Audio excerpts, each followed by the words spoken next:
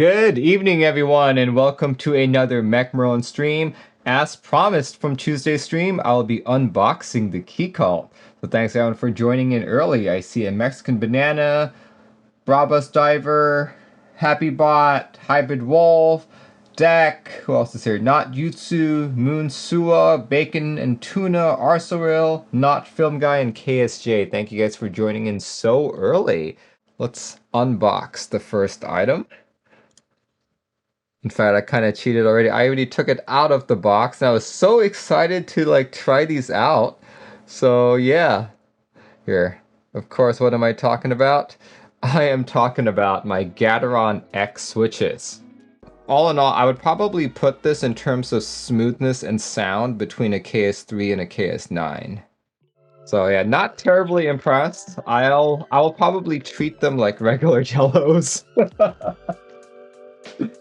But yeah, the next thing I got was actually a treat. Over on KBD Fans, there's a small group of people run by, well, there's a subset of people who are part of Dr. Darko's Discord. Dr. Darko is like the head mod for KBD Fans. He organized a Secret Santa event. So we all put in our names about a month and a half ago, I think, at this point. And we are still in the process of buying presents for each other. My Secret Santa already gave me a gift, and I actually didn't know that it was my Secret Santa until I got it. So I was like, oh, okay, what is it? So I unboxed it, and this is what I got. Cat 9009. This officially marks my second cat key set.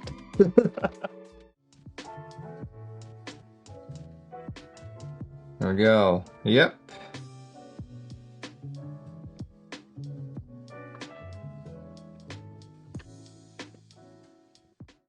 So the next item that I got was also from Canon Keys. And as you guys know, I have been experimenting on which PBT cherry profile is the best, right? So the next thing that I bought is Nice PBT black on white. But Nice PBT is another PBT manufacturer that Canon Keys has partnered with. In fact, I've only seen Nice PBT on Canon Keys. Oh, well, on Canon Keys and on AliExpress. But yeah, they look... No, it's really hard to tell right now, but my gut reaction is that the legends all seem a lot thicker than normal. Oh, look, see, there's the Canon Keys logo right there. Canon Keys logo. Yeah, we'll see which one I like the best. Just because it's like the main motivation for this is, right, you know, GMK is great if you like cherry profile, but then it takes so long to deliver, right? So you're like, okay, I'll go for something less popular, less expensive, like ePBT. ePBT is a quarter behind GMK, and it's like what? It's only $10 to $20 cheaper than GMK as well. So it's just kind of like, really? Would you really go for ePBT when GMK is available if you like both, you know? So trying to find something that's cheaper and maybe just as good? Let's do this. I've had this package sitting in my room for the longest time. It's time to unbox it and figure out if, you know, if I'm gonna keep it or not, right? Will I like the TKL enough? Will I be impressed by it enough to keep it? Like, I've seen pictures of this, I've seen them at meetups, but this is the first Keycult that I've owned. I've even built some for customers, but I've never actually built a TKL. A TKL for a customer. Let's take a look at what's in this box first, right? Ooh. PCB. Okay, and lots of packing foam. Okay, let's go look at these first. These are the mounting pins for the plate alignment, if I remember correctly. Gaskets, candy, pineapple. Ooh, pineapple. I love pineapple. And a Keycult sticker. There we go. All right, PCB is out. Let's go. Daughter boards right there. This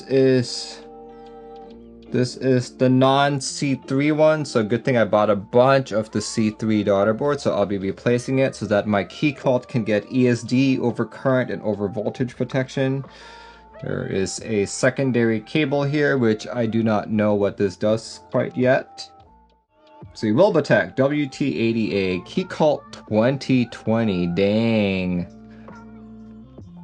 Okay, yeah, has the typical Wilbur quality. Very beautiful. Very beautiful. And yeah, plate. Plate is right here.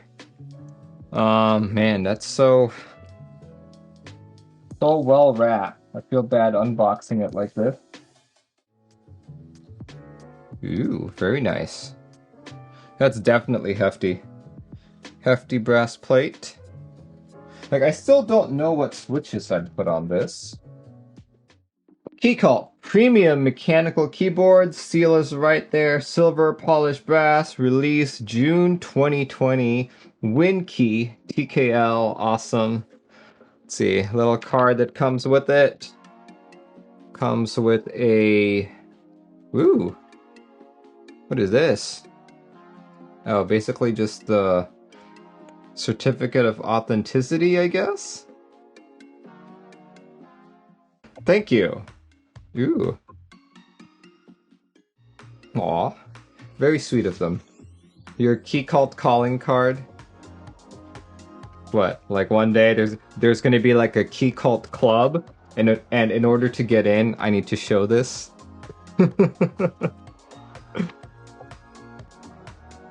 I got it about like a month ago at this point, and I just haven't had like the motivation to unbox it. It took so long to get to me that by the time it was shipping, I had already lost interest. You know? There we go. I have broken the seal. Let's unbox this baby.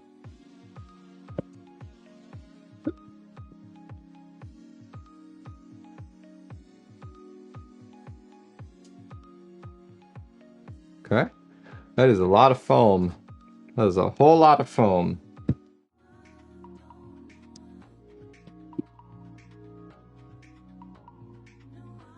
There we go. You guys ready for this? Actually, no. It's still covered. There's so much packaging. There's so much packaging in here. Okay. There it is right there. This is the silver and brass. Woo! Shiny! Okay. So one thing I'm seeing is that there's some streaking on the brass already. Not sure if you can see that vertical streak there. A horizontal streak as well. I don't know. And does it buff out? Doesn't seem to buff out.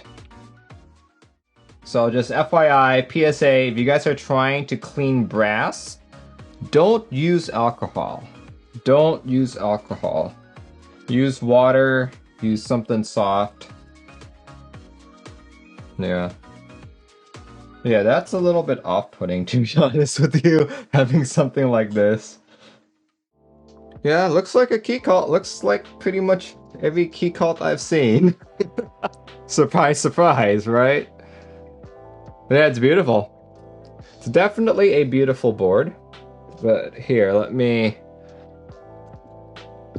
just show the backs to you guys.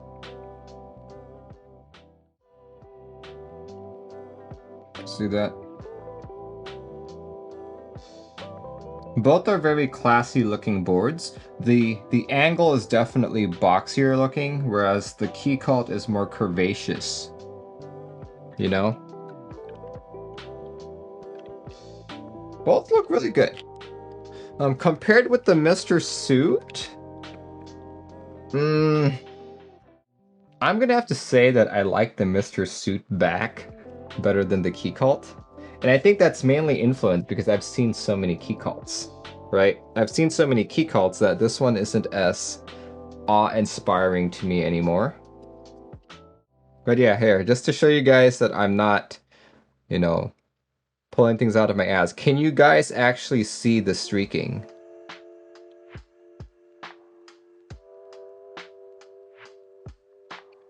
Mexican Banana says, Keycult is just iconic. I would agree with you. In the same way that a TGR Jane is iconic, a Keycult is iconic. So everyone's saying yes, yes, or yeah. Yeah, it's pretty noticeable. You guys see that streaking. Yeah, it's not just me. It's not just me. Okay. There's that big one right there, right? There's one there. There's one there. There's one there.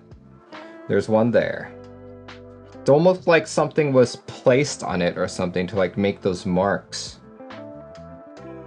Yeah. Oh wait, there's another one. There's another vertical one going down that way.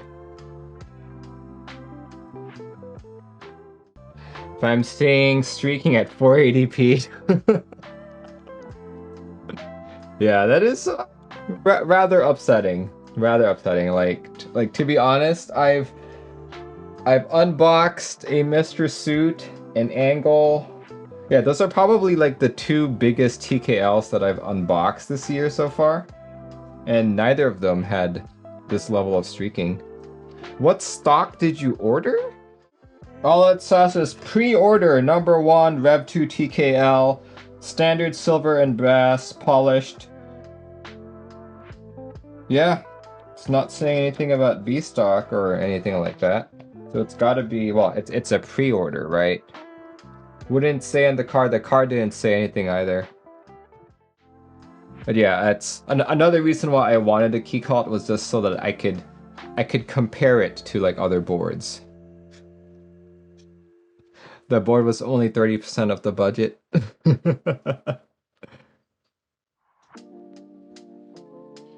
Let's see. Novice, I'd still be pissed to see streaking on a $700 board. Yeah, but if I could just reach out to them and like ask for them to like replace it, then no worries, right? No worries. Okay, well, let's take it apart.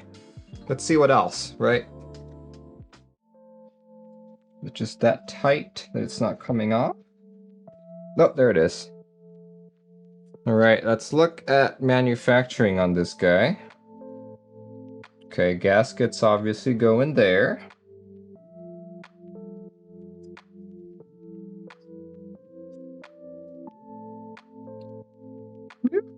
Not bad, looks good. How long did I wait for it? I believe the pre-order was in 2020. June, July of 2020. But I just received it about a month ago.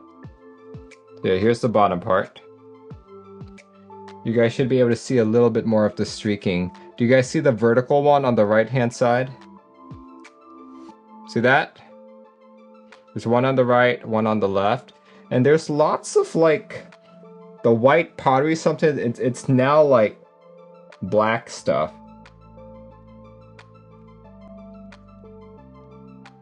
See that? Look at that. Look all around there too. Do you see all that dirt? It looks like it just came out of a CNC machine and they didn't bother wiping it down.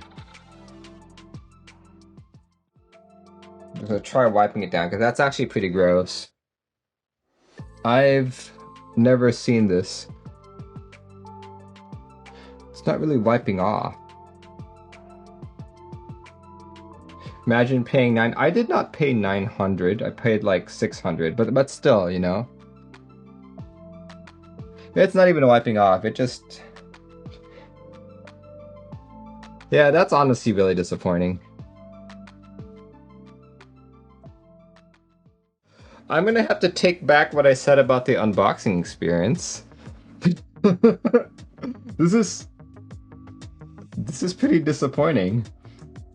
I'm sure once I built it, it will look, sound, and feel like a Keycult, but just knowing that my, that my iconic board has all these defects, is kind of a big downer. You have to use the brass cleaner. It's like a white paste. Okay. So some brass cleaners can be very caustic and actually remove the finishing, so you don't want to do that. Definitely more than just a little disappointing. Alright, well, now let's pull off the brass and let's see what's hiding underneath. Okay, I don't think I have any other screws there. There we go. Got the bottom part off. Okay, that's where the daughter board goes in. That looks pretty good.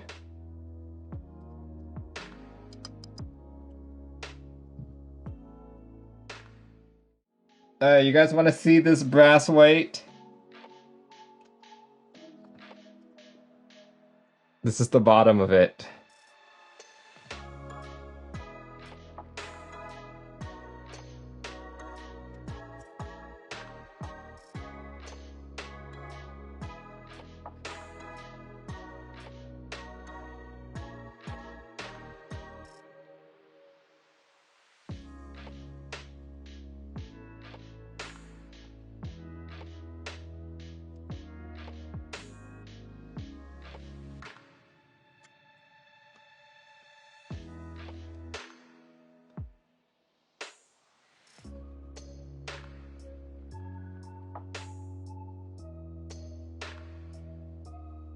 Yeah. I'm letting chat speak for me here. I'm letting chat speak for me. Like, I have no clue what these things are. Is it even a wipe off? Nope, it does not.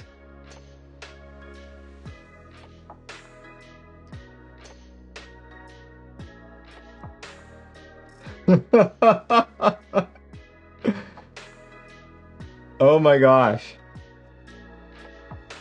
Oh my gosh, yeah, here. The neat Windex, looks plus, rip. Somebody else's spit or snot, did they dip it in salt water? Looks like mold, this is a disgrace. If it was me holding that, I'd be livid. It's called personality. It's tooling and polishing marks. You will never see this part of the keyboard unless you open it up. Well, yeah, that's true, but still. Keep in mind, I unbox a lot of keyboards. When's the last time you saw anything like this on my channel? It's been a while. In fact, I can't remember the last board that I unboxed that looked like this. Like, technically speaking, there's nothing physically wrong with it. It's just stained and there's like scratches and there's streak marks, but the board still works. What I'm suspecting though is, you know, maybe they ran out of boards. There was like, oh, we have one that isn't completely 100%. Let's throw that in.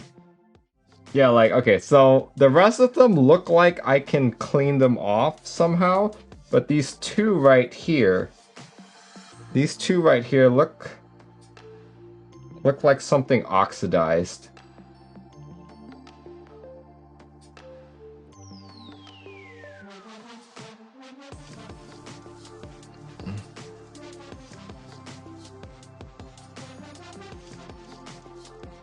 Okay.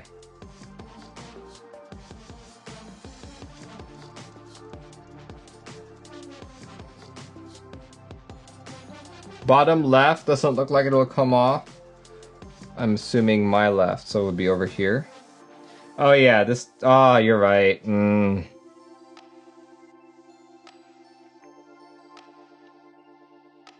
Yeah, that's actually, yeah, I think you're right about that. It's just, it's so much worse than multi-PCB. Yeah, that's not rubbing off at all. Okay, well, let's see. I got 143 viewers tonight. I got 143 witnesses that when I unboxed the board, it came like this. I didn't do anything to it. This is just how it came.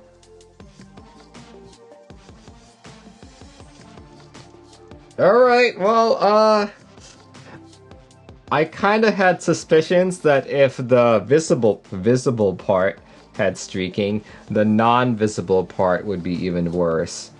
So yeah, I'm not really surprised. I would imagine if this was a free unit that they gave, like if this was a free unit given to a reviewer, I wouldn't mind so much, but I did buy this with my own money. All right, let's screw it back in.